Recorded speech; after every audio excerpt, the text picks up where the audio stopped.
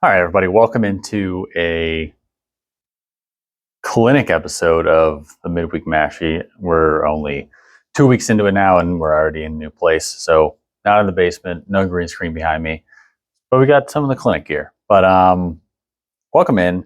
Before I go any further, I got to do it because everybody else does it, Definitely subscribe to the channel. Definitely on YouTube is where most of the videos are going to be, whether it be the long form videos like this one will be, or I clip them as well. So if you want to see the shorter ones, go to YouTube Shorts or TikTok there.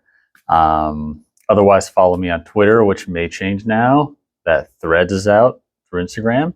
So follow me on Threads or Twitter. I do a lot more tweets and now whatever these, I guess, threads will be called. So any of those places, YouTube, TikTok, Twitter, Threads, will be the main areas we'll be looking at. Yeah, just do it. If you don't, like I said, if you don't want the whole video, check out the clips.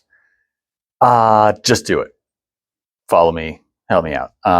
Reminder of what the midweek kind of Mashie is. So not just recapping the prior week, not just looking forward to the next week, but general golf sense of what's going on at that point midweek, not just talking about betting or other stuff going on.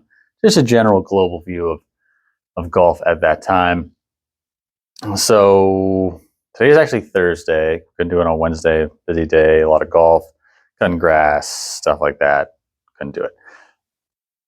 But last week, Rickie Fowler got back into the winning circle, but at the Rocket Mortgage, but honestly, who cares? And this kind of goes back to my discussion last week in the first episode of the old Mashie. Is even with a pretty solid event with some big names at the top, there was a playoff, Rickie wins. The redundancy of the stroke play through the PGA Tour is just leaves every event juiceless, even when it's a perfect setup and you have a great storyline finishing up with one of the stars of the game, Rickie Fowler, one of the most well-known names in the golf world, winning in a playoff after not winning in 5 years, 4 years.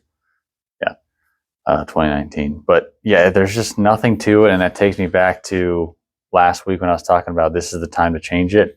Hopefully they are going to change it. There are some court filings that came out about what they might do or what they wanted to do with buying the European Tour or the DP World Tour, as it's now called, which there are some interesting ideas in there about being more of a world tour, but that obviously didn't go through, and the Euro Tour players did not pass that.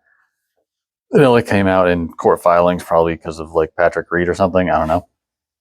But so like going back to that on Sunday, do you know what I was doing on Sunday? When the leaders were teeing off at 9 a.m. and like nobody could even find the golf, I was at breakfast and having a good time. Didn't even know golf was on at that point. Came home and then I knew it was on. Watched everybody kind of bitch about finding it. I think it was on like CBS Sports app and maybe the PGA Tour website. So I knew it was on at that point. I actively chose to watch the doc, not me, the doc, Dr. Disrespect play Only Up and lose his mind. And that night I proceeded to, no, the prior night I also lost my mind. I got like 90% of the way through. If you don't know Only Up, go check it out. If you want an anxiety-filled like couple hours, if you even make it that far, play Only Up. There's no saves, it takes forever, and it's maddening. So go check it out, have fun. But yeah, I chose to watch the doc play a video game on a Sunday instead of watching the golf, and that just tells you where golf is at this point.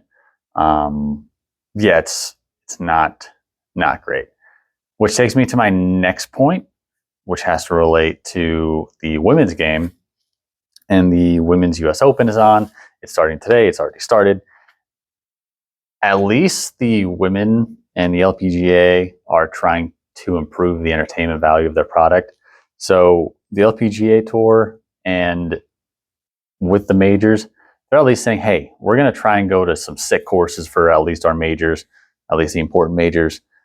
Like, look at the U.S. Open. So they're at Pebble Beach this year. They're going to Lancaster Country Club, PA. I'll probably go to that, honestly.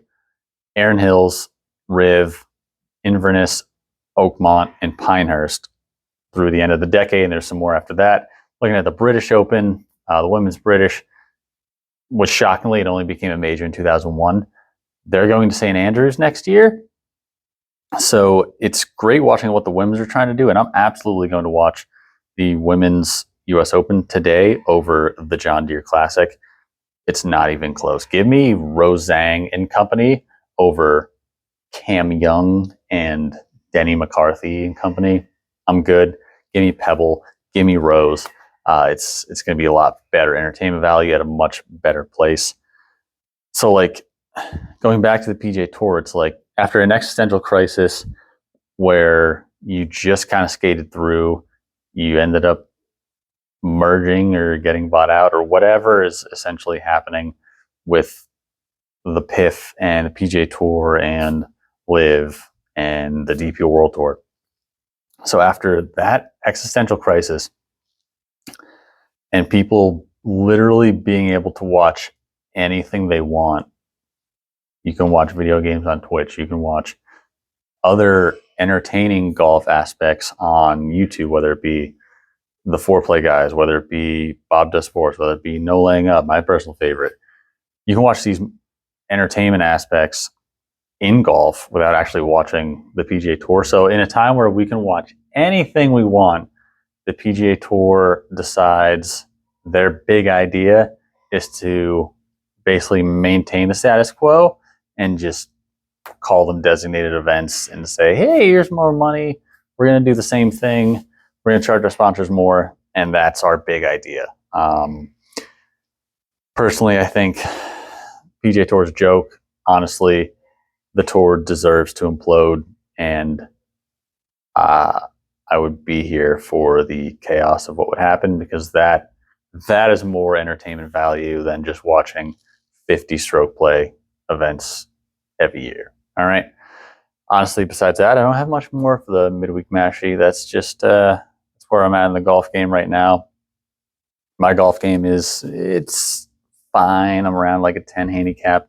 Next time, we're actually going to go through a mid-season goal update. It's around that time. It's almost middle of July, right kind of in the middle of the golf season, heat of summer.